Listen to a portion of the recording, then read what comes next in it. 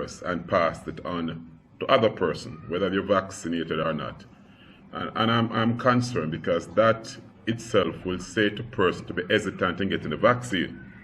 The other thing I'm concerned about is that although you are fully vaccinated, they are still saying, I think CDC and some others are saying you can go without, and some are saying you can still wear your mask. And that again, is another factor that will cause hesitance in getting vaccinated. So I'm not sure what is the true position and what I can say to my constituent as it relates to getting vaccinated. Okay, Mr. Barneswell. Dr. Ennis, over to you. Thank you so very much, sir. So let us start with the last one about the wearing of masks. Now, the CDC provides information for the United States of America. They guide the health in America, in the US of A. Now, the USA started vaccinated in December of last year, and therefore they have vaccinated upwards of over 50% of their population. If you are listening to CNN, President Biden wants to vaccinate 70% by the 4th of July. Now, that means that the United States, which is where CDC gives information for, is close to herd immunity. And therefore, they can begin to relax their measures as they have started. They're telling you can not wear your mask in the open space, etc. And that is because they are ahead of the game where vaccinations are concerned. So the true situation back home here in Jamaica, we have 2.7, 2.8 million persons. We have vaccinated with the first dose, 148,000 approximately, and 10,000 are fully vaccinated. Now that fraction and percentage is nowhere near 70%. So we will have to continue wearing our masks and hand washing, hand sanitizing, physical distancing until we get to that point of herd immunity. Now, the first question you raised was about once you're vaccinated, you can still transmit the virus and may even catch the virus. So the vaccines were designed for three things. When the pandemic hit, what was noticed by our scientists was that persons were being severely ill and they were dying.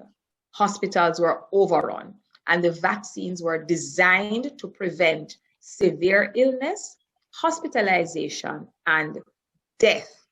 They did not study transmissibility or the transmission from me to Lady Barbara or anybody else.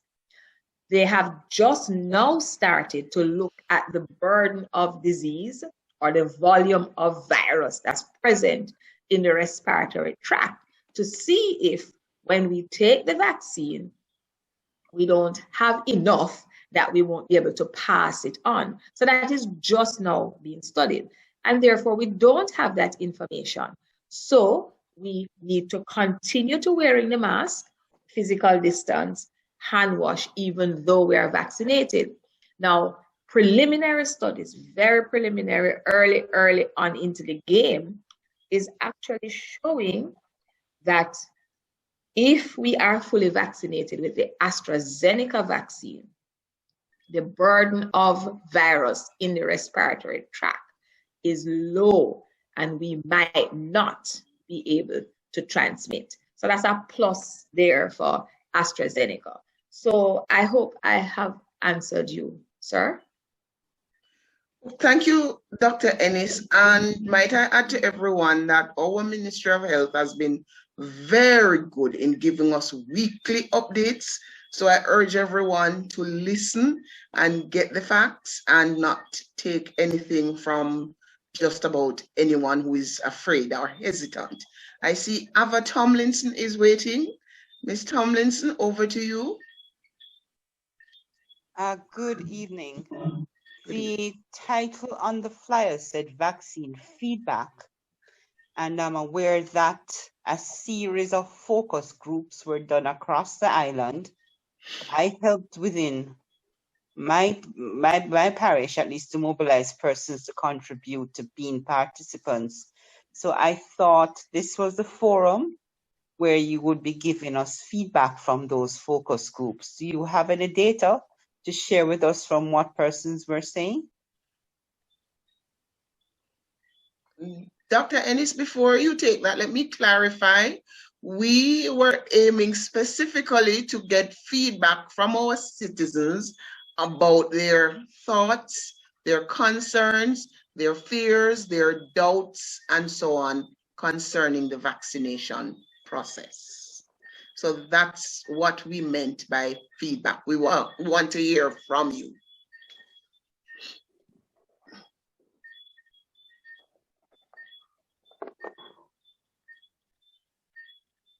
Ms. Tomlinson?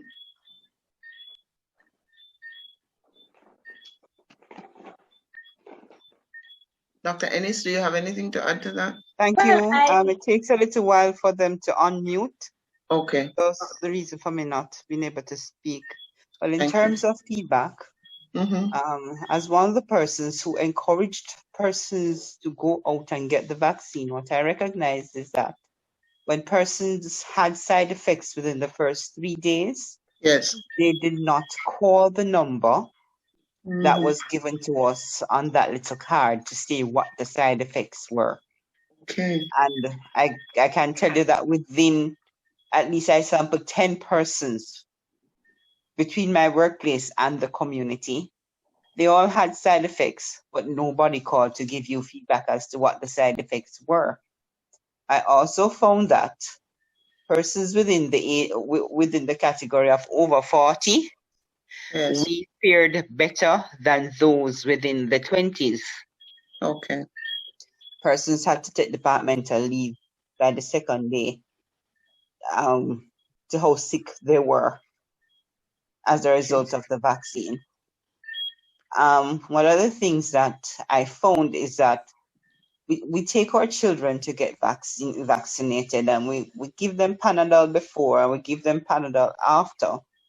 Yes. But the adults didn't seem seem to think that the Panadol was as important until they started having the fever and the pain after the vaccine. Those are my thoughts.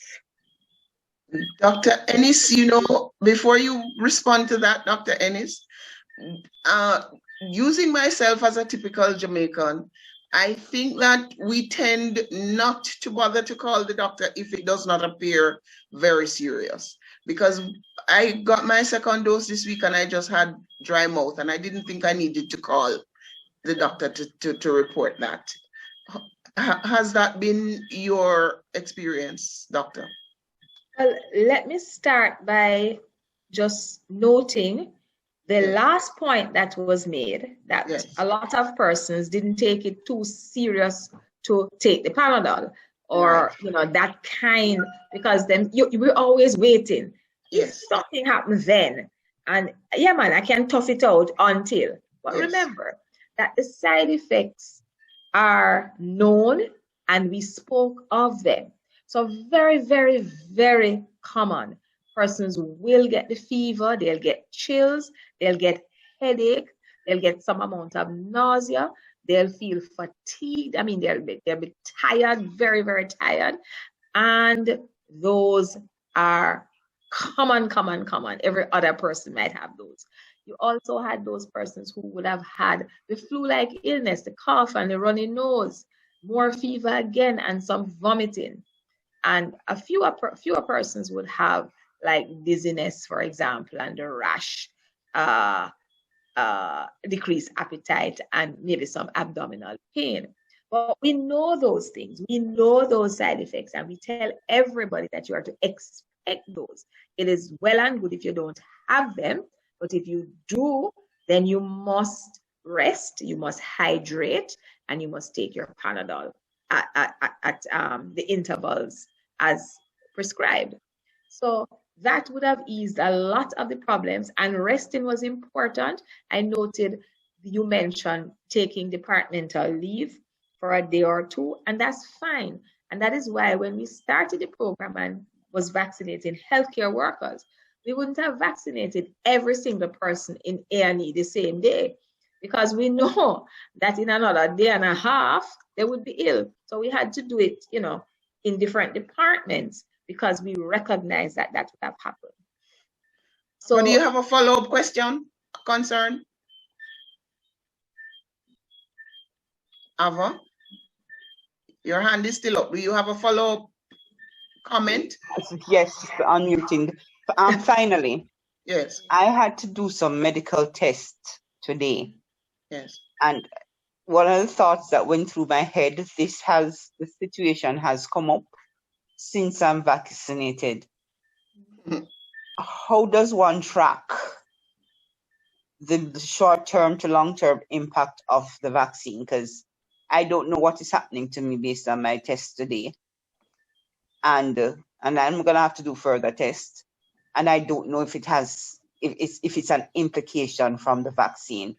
How do you track that? Who do I talk to? You talk to your medical officer of health and you report your challenge. It is recorded on our ISAVI form that I hope you know, the ISAVI form. Or ISAVI is the events supposedly attributable to vaccine or immunization, and it is reported and you are followed, whether you go into hospital or not, whether you get tests done, your lab results are reviewed, your imaging or x-rays will be reviewed, but it begins with reporting. That's where it begins. And there is the process for reporting any health event that is unexpected after persons are vaccinated.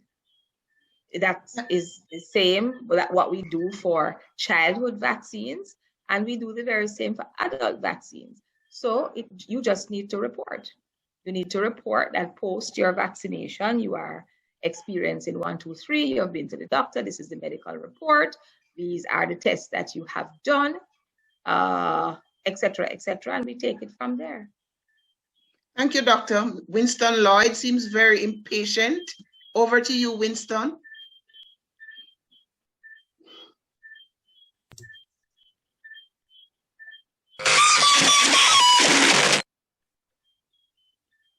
Winston, do you have a concern, a question about the vaccination process? That make you boogie. Okay, how about you, Laura? Do you have a question or a concern? Laura Wint? Yes, good afternoon. Good evening, everybody. Thank you very much, Madam. I have a burning question.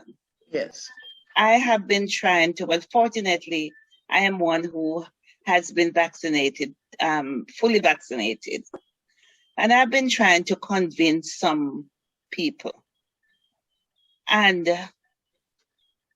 I'm telling you that many of the persons to whom I speak are healthcare workers. And they are reluctant. They're telling me they are not going to take. They are not ready yet, and they are not going to take the vaccine. Do they know something that we don't know? Healthcare workers, can you imagine? Nurses too. RN nurses. You have raised a very important point. I don't know that healthcare workers know anything that the rest of the world don't know. They are skilled in their area, and they too belong to the regular population, exposed to the same nuances, and therefore they form an opinion. Now, we have to continue to just advise persons of the facts. I hear the hesitancy in healthcare workers, but if we stop a little and think about it, you would always hear that healthcare workers make the worst patients. They don't do what they ought to do when they're ill. It's amazing. They don't even take the regular medication sometimes. You know, when a healthcare worker dies of uncontrolled hypertension or diabetes, you wonder what is going on. There are healthcare workers who just not taking it, but they don't really know anything different from anybody. I think it's just because the spotlight is on them. I don't think they're unique in the population. It's just that everybody is looking on them and noticing. But we have had some success with vaccinating our healthcare workers in country. Of course, we want more healthcare workers to be vaccinated, but a significant number have received the vaccine, and we continue to encourage them to take the vaccine. It is also very amazing that said healthcare worker, madam, who is not taking the vaccine is advising you to come out and get vaccinated. I'm sure you've heard that as well. Yes, doctor. You know? So, but they don't know anything that the rest of the world don't know. We can only stick to the facts and stick to the science. And for those persons who have a concern about the race inequality as far as vaccine manufacturing is concerned, I have seen evidence where scientists from Nigeria, all over the world, Black like myself, have worked on vaccine manufacturing. So I'm very comfortable with the science. I have to trust the science. The same healthcare worker who is hesitant will have a baby tomorrow, and by the end of the year, the baby will get all of their shots that they're supposed to take. Anyway, Steve Palmer, over to you. What is your concern? Yes, good night everyone. Good night everyone. I came on late. Yes. My concern is, I got my first job in the Blitz, right? I'm just a little over 50. And my concern right now is those who are younger than I am, who refuse and doesn't intend to take the vaccine. They constantly believe in conspiracy theory. Mm-hmm. The SERA or the health and wellness are going to reach out to these younger people, because they have this to say that why take the vaccine and yet still you can catch the virus? That is one of their major concerns. So right now we are thinking about the older folks. We still need to reach out to the younger people, because they are the one who are catching it and taking it home to the elderly people. And the next thing, one more point, this is a question I'm going to ask. Yes. I got the first job in the first bits. Then the other day I saw a notice was going out where you will have in a Netflix in June. My appointment is in July. Can I go and get it in June? Okay. So thanks for your question. We want to start with the last one. I seem to be starting the last questions all the time. So, yes. Sir, the recommendation is to get the vaccine, the second dose, 8 to 12 weeks after the first. So we don't want anybody to get it early, and that is because the benefits of the vaccine, it is better within that time frame than before. So a little bit of history, when they just started with the vaccine, they used to give it 1 week and then 4 weeks after. So it was a 4-week span. And they noticed that the overall benefit was at about 70%. And when it is spaced out and they give it 8 to 12 weeks after, that benefit rises over 80%. So the recommendation is to wait so that at the end of the day, your protection will be greater So, sir, please do not rush to take it. In June, you have a July appointment. We gave you that appointment because we have your best interest at heart. So that's question 2. Sir, with regards to the first question, let me tell you something. We do have a challenge with our younger persons. And not only are they, you said they're taking it home, but they're also preventing their older folks from getting the vaccine. So you are a young man, you can get up and about. But we have those real 80, 85, 90-year-olds who depend on their daughters or granddaughters, grandsons to take them. And these younger persons say, "Nah, carry go nowhere, you're not taking it." Now, it is unfortunate because it is the older persons that are dying from the illness. Okay? It's the older persons that are dying. So we need to do everything in our powers to get out the older persons to take the vaccine. Now, you mentioned that the young people say that they can catch it, whether they take the vaccine or not.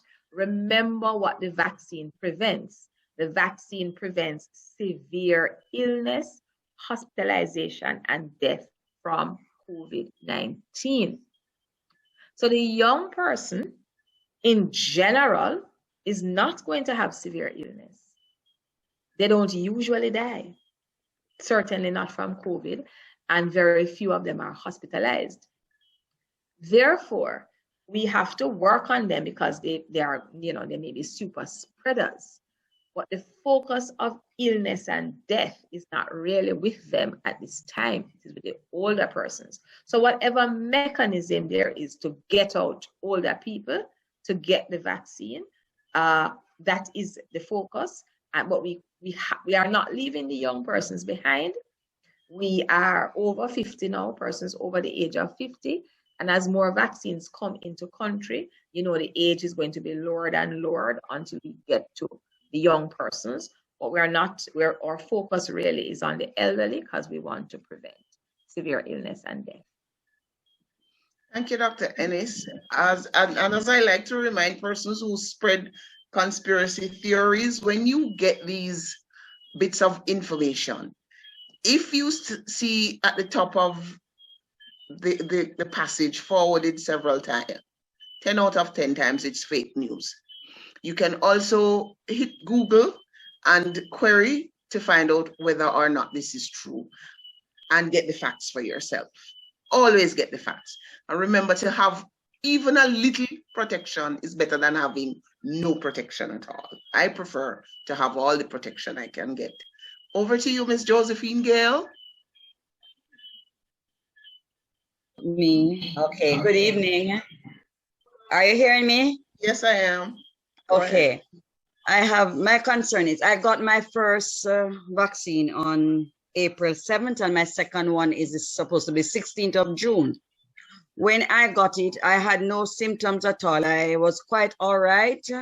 I didn't feel anything, as if nothing happens if I didn't take any vaccine. I was all right, no headache, nothing. But what I noticed, I am a person with trouble with high blood pressure, and I noticed from I got the vaccine, my blood pressure is 120/80, right? It's normal. What my concern is now, when I get the second one, am I going to be having side effects or things like what I hear some people say, when they get a second one, they are worse than the first one. So is this a trend, or it just depends on the person's mechanism of their body?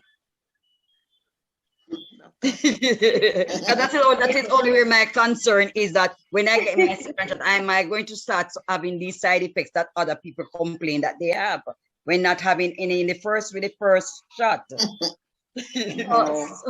So you're blessed because you didn't have any side effects with the first one. So yes. But and my blood pressure lowered. Praise the Lord. Wow, amen. But I can't predict. We can't predict.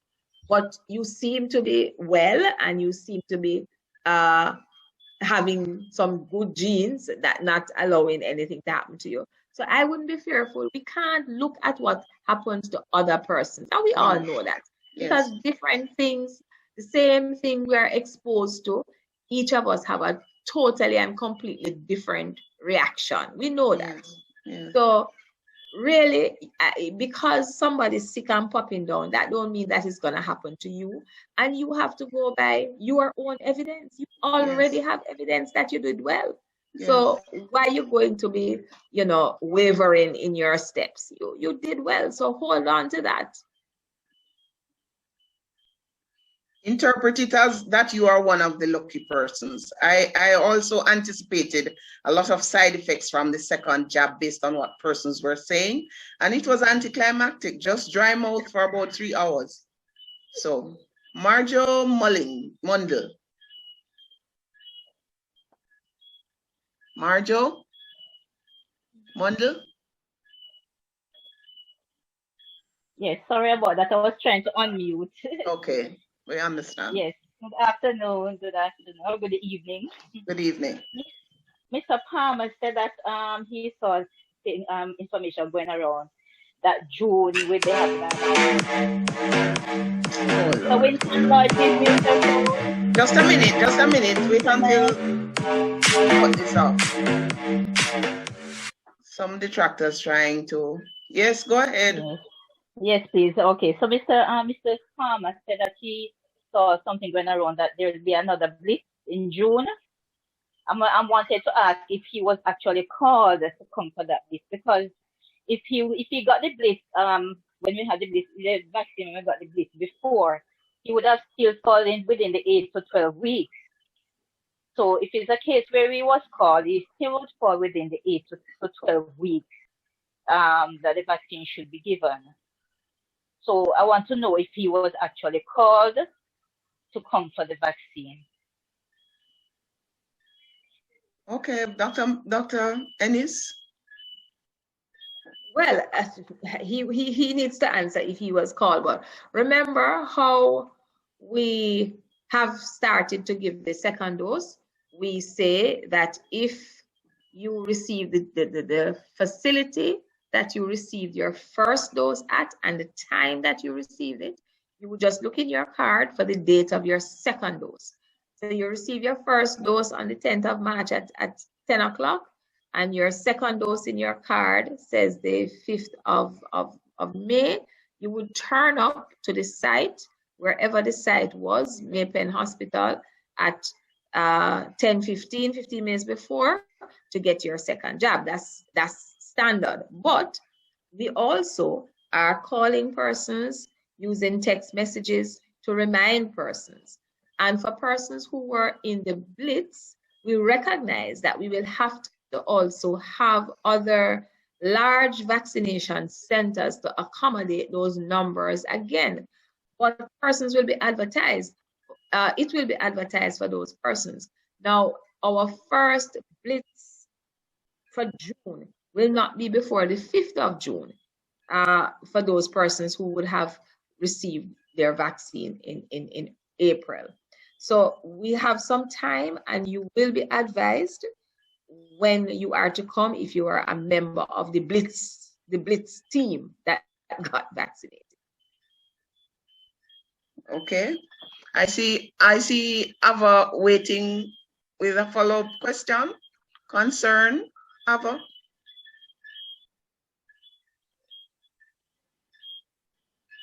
Unmute. Hi.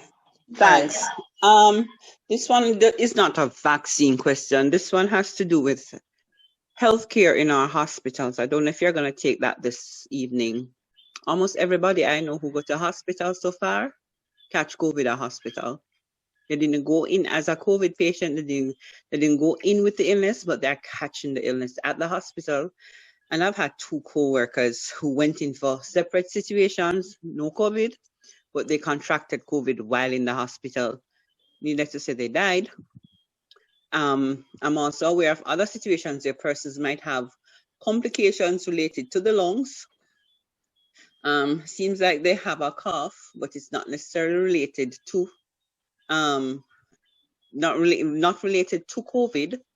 And so instead of particular line of treatment being given to the patient, they're tested every day for COVID until the person died.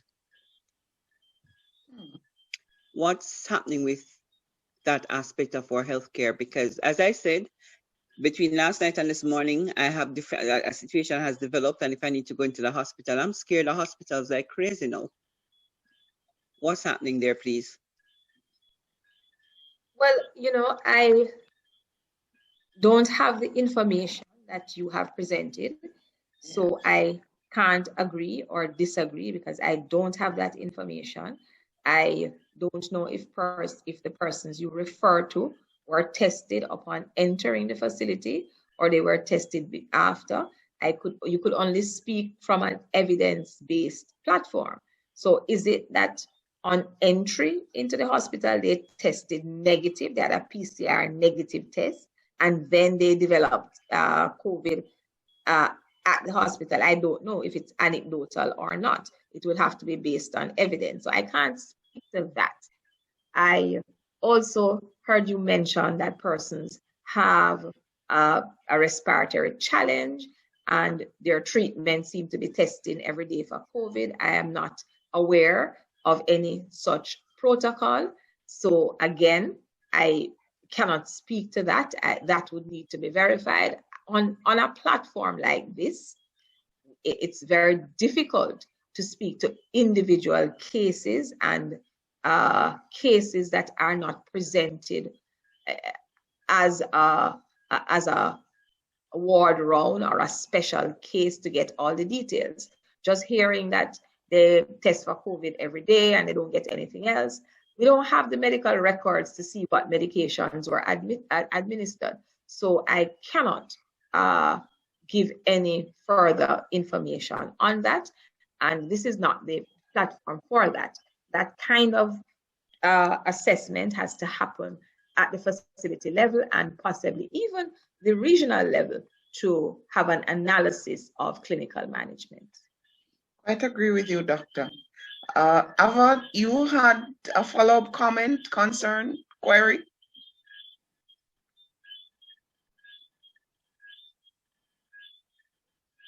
On mute. Yes. Now that I've brought it to your attention, perhaps you ought to have your regional health authorities look into such situations. It is happening, Doc.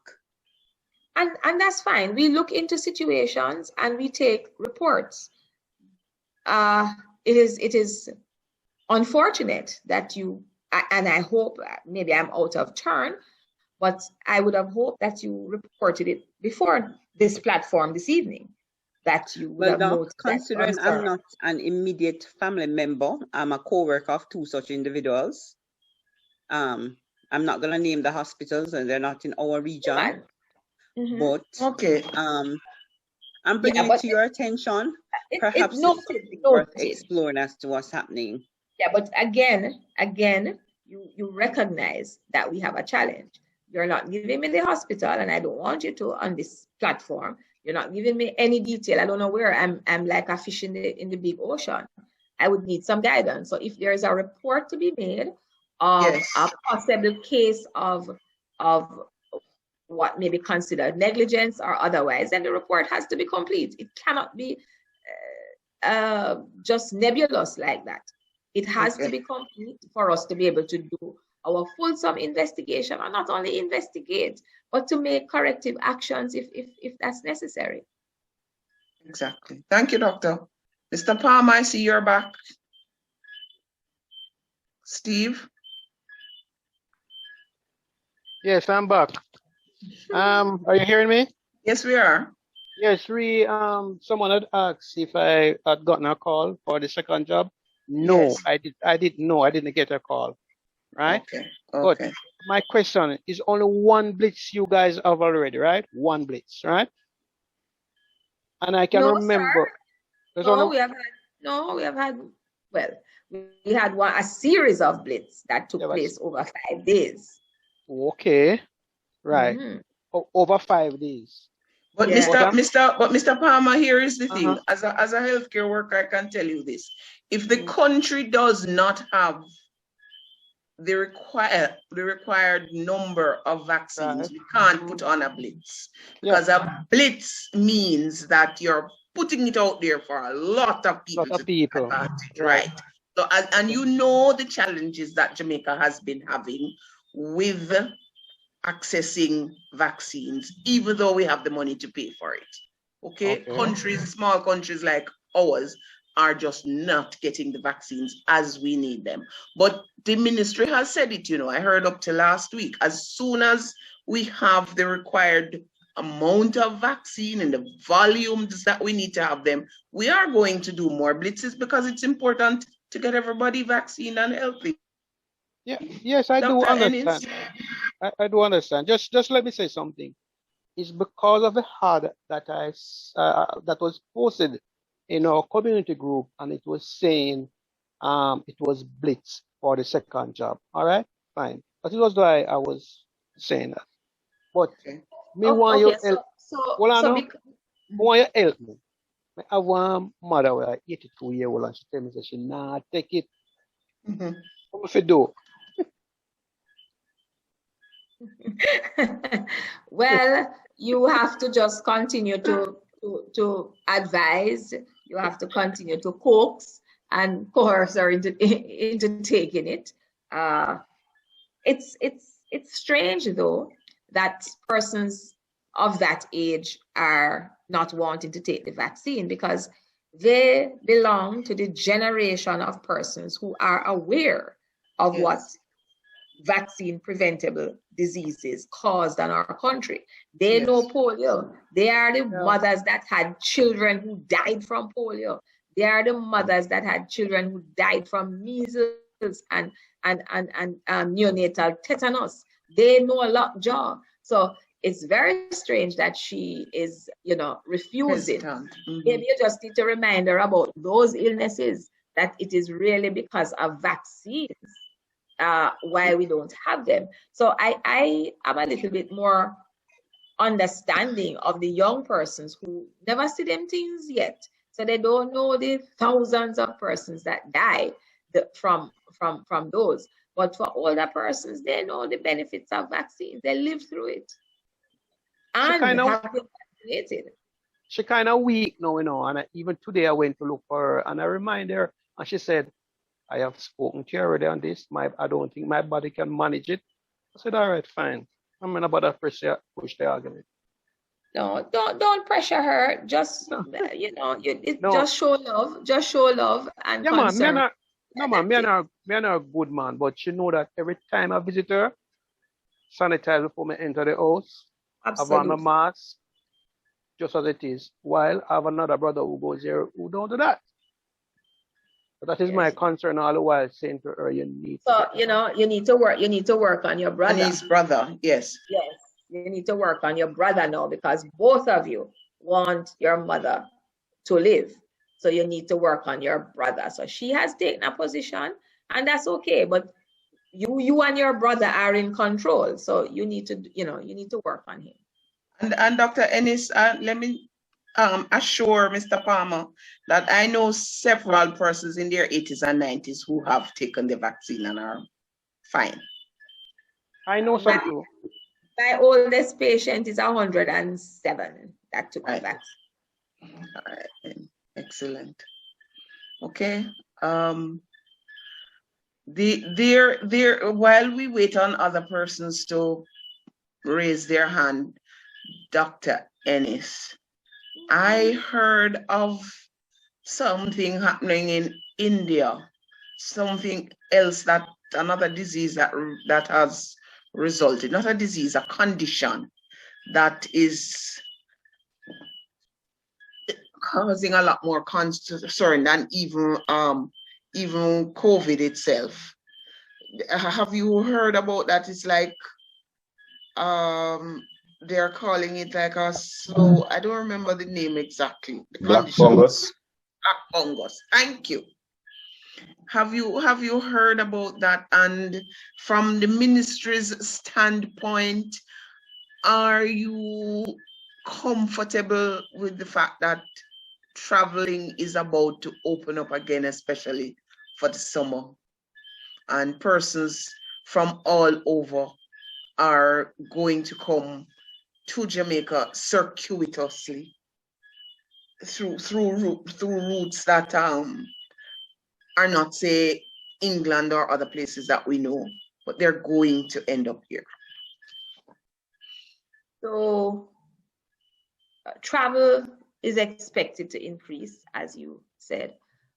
We have to maintain vigilance at our borders, and we do have our officers, not only our health officers, but our immigration officers, our police officers, our JDF and Coast Guard members are all well trained to secure our borders. But having said that, we know that there are breaches, and we know that persons are not always honest.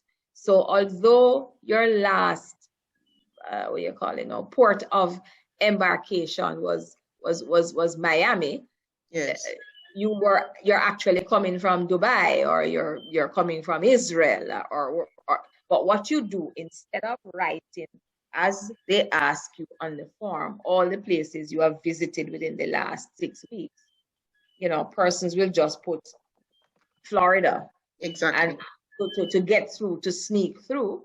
So yes, we do have a check and balance, because, you know, once that immigration card is sent in, then our health professionals will look through, and the red flag might be raised depending on, you know, what your passport number is, etc. And then we find you. So it may be delayed in locating these persons who would have breached those protocols and slipped into country. But the important thing is for us in country to protect self. So they are yes, coming, but we must protect self. It yes, cannot be what I am seeing when I drive out on the road. It cannot be that everybody walking up and down with the mask under them chin, hanging from the ears, or better yes, still, not at all. yes, Those persons who are coming, you know, quite a lot of them have been vaccinated and have received their 2 doses of vaccines. Them not going to get severely ill. Them not going to hospitalize and die. So yes, we need to protect ourselves. They're coming, and they're coming, okay? But we okay, need to protect ourselves. We need to do what we must. We must wear the masks properly all the time. All the time. okay, And, you know, maintain the distance, because them come from foreign, we now go run up in them and exactly. because we are the ones that will get ill, and we cannot afford. Thank you, Dr. Ennis. I see Lorna Wint. Lorna, Laurna, that's your name, Lorna Wint? Yes, that's Lorna. Thank you. Yes, I have a question. As a matter of fact, someone just asked me to ask the question. Have you been seeing cases of shingles from persons who have been vaccinated? Because she's telling there were quite a number of cases, and you know, people are putting the shingles with the vaccine, alluding that that's what has caused it. So I don't know if you have seen anything like that. All right, so we have not seen any increased numbers of shingles, but remember that shingles results from persons who had chickenpox as children, and they keep the virus in their bodies until they're old. Now, shingles really affect older persons who are immunocompromised. So any sort of stressor, any sort of decrease in the immune system, any cough or cold, anything that stresses an older person's body can allow for shingles to raise its head. So there is no data that I have seen that shows any statistical significance or marked increase in the number of persons with shingles, because we do expect older persons who have any sort of stressor to get shingles if they had chickenpox before. So the one thing I want to correct you is that the vaccine can't cause you that don't have to have the shingles virus in your long time, just waiting to raise its ugly head to come up. But I'm not seeing any such information as yet. Dr. Ennis, I would like you to put to bed once and for all myself this other condition that persons have been saying is caused by the vaccine, and that's clots. I have a friend who has a problem with clotting. He's over 50 and he says he has to take anticoagulants for the rest of his life. Therefore, he is hesitant about taking the vaccine. What is the science? What are the facts surrounding blood clots, condition of clotting, and taking any of the COVID-19 vaccines? So I can speak to AstraZeneca, and that's the one we have here. So the last review said that it is plausible. It is plausible that the vaccine can contribute to persons developing a clot. But we have to put all of that now into context. The study looked at 200 million persons in the UK getting the vaccine. That's 200 million persons getting the vaccine. Okay. And of that 200 million, 147 persons developed clots. Wow. So you can work the fraction for me, Lady Ellington. It's a whole heap of 0.000. Yes, it's a minuscule percentage. Yes. Exactly. Yes. So it is plausible, but the benefits of the vaccine outweighs that small micro chance of getting a clot. And the study also further looked at the type of clots that persons get. Okay. And it's a clot that you get in your arteries. And without the vaccine, 0 persons in that population should have had a clot. And it was noted that 4 persons in the 200 million had that clot. And that is why it convinced persons that it is plausible, that it is possible that the vaccine may precipitate it. But the recommendation is not to stop vaccinating, because the overwhelming evidence is the benefits of the vaccine. I want to draw you out, Lady Barbara, to help me, because this vaccine that causes the 0.00007 of a person to get it out of the 200 million is minuscule when we talk about the oral contraceptive pill. The oral contraceptive pill causes clots. 500 in every 100,000 women who take the pill will get a clot. But we take the oral contraceptive pill every day. We take it from 15, oh my God, I shouldn't say that. I should really say 18 or 21 until we're 45. And how many persons really do get it? It's still a small number, but the chance of getting a blood clot from the oral contraceptive pill is so much more than the vaccine. So is it then, doctor, is it then safe for someone who is on anticoagulants to take the COVID vaccine? And the answer to that is yes. All right. Because there is no increased evidence, if you are prone to clots, that you get. Of the 147 persons that they studied, none of them, I think 3 of them had previous clots, and that was it. There's just 3 of them that had previous clots. Okay, thank you. And I see Ava is back. Thank you, doctor. Yes. I noticed my friends overseas, their pre-tweens are getting vaccinated. I have a pre-tween myself. What's happening with that for our youngsters? The only vaccine that is being offered to young persons is the Pfizer vaccine. There is no other vaccine that is being offered to young persons at this time. So if you're Are we in line to get any of those, any Pfizer? We're in line. I don't know if we're gonna get it, but we're certainly in line. We're in line for many things. So and Pfizer is the only company that has advised that the vaccine can be given to young persons.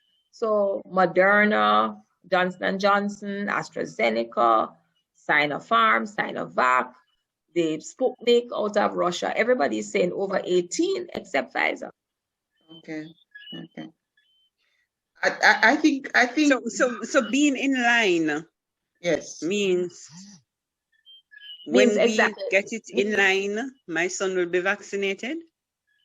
No. Being in line means that there is a wait list because of supply and demand. And although we hear all this hesitancy on all these platforms, the demand for the vaccine is much, much more than the supply. Okay? So once supplies become available and our queue comes from the World Health Organization, once they have listed that it is okay for children and we have it, we will administer it. So remember that Jamaica don't just take everything that everybody say because they run with a foreign, you know. We don't practice the medicine like that. It has to be from a trusted regulatory authority, and we use the WHO because we have used them for years and they have not failed us. We have been able to give good health care. So even it's not everything we hear that's happening in foreign that it's going to happen here. We do have to wait on our WHO guidance. So if I want my pre-tween to be vaccinated, it means I need to go to where they're vaccinated, the pre-tweens. That is a choice you would have to consider. That's a choice for you to consider and a decision you will need to make. Ava, I'm curious. You sound like you wouldn't mind having your child get the vaccination. Is that so? You know, I'm going. He was vaccinated for everything else. From he was a couple of days. Right. From however young he was, he has been vaccinated for everything else. So I see this as a pandemic, and if this is what's gonna pull us through, he is one of these teenage pre-tweens who is locked in the house, doesn't even want to go to church. The furthest he goes is to the clothesline when I coerce him to go there to take up the clothes.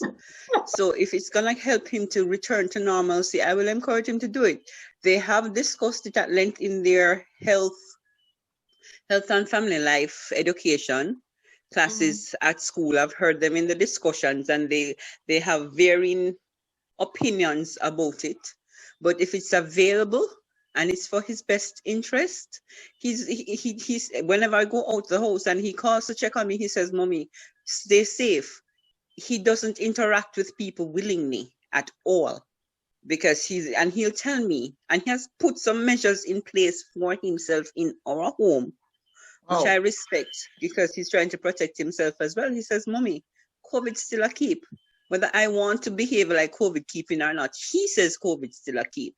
So if it means protecting him, I will, within my means, yes, I will encourage him to get the vaccine. So I'll just be his chauffeur to take him to get it and buy the Panadol for him. Are the teachers? Miss Ava, your son can be a youth spokesperson. Exactly, that's what I'm thinking. That's what I'm thinking. Because he is, I mean, he's putting in measures and keeping you on your toes. Yes. Out of the mouth of babes. Listen, man, we need to talk to get your son to be a spokesperson for this vaccine thing. But well done. And I'm curious also, Ava, do the teachers at his school, do they all agree to take the vaccine? Have they been vaccinated?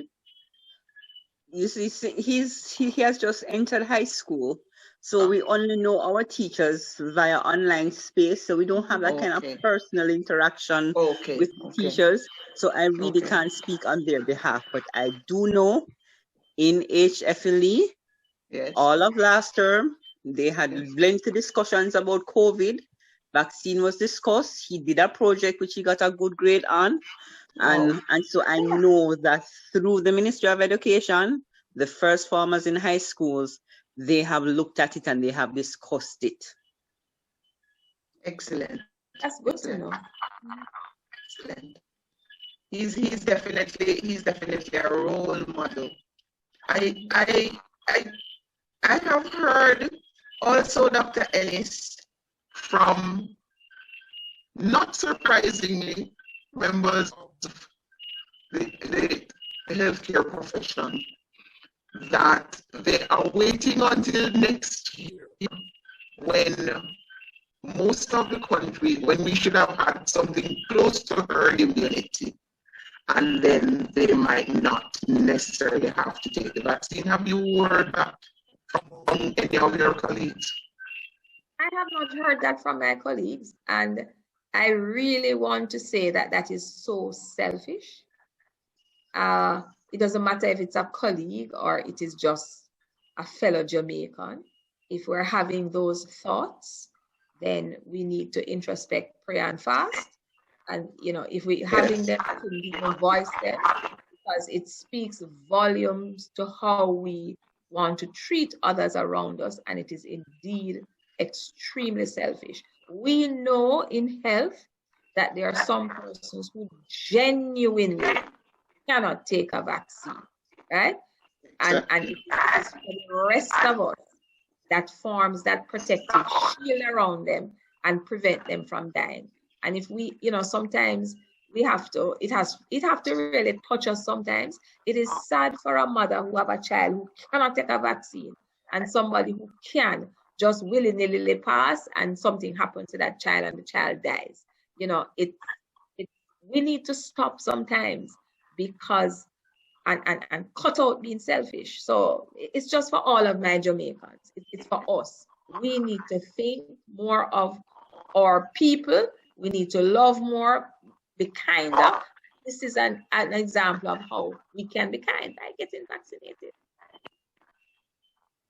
That sounds like a good note on which to end.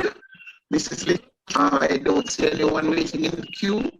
So I think that we have had a productive session so far. I have learned a lot more of the concerns, and I'll continue to crusade. I can, on my street where I live, I encourage everybody to go out and get their vaccination when their age group came up. And I have been doing my own safety measures home.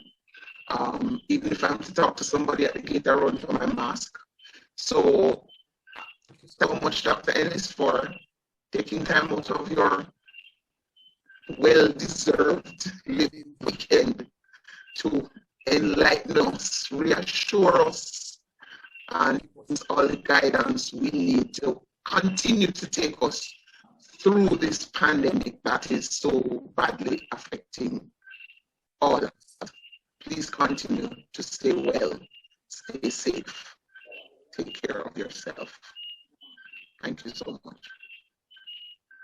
Thank you so very much. It was indeed my pleasure to have shared with you all.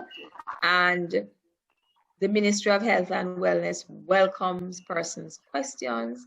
We welcome their concerns, because that's the only way we're going to allay fear and be able to move forward and have every single Jamaican safe.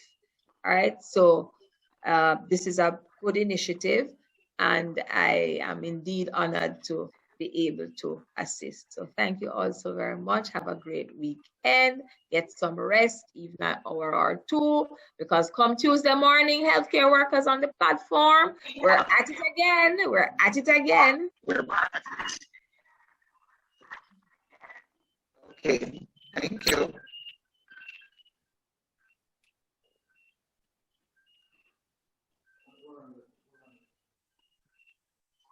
Yeah.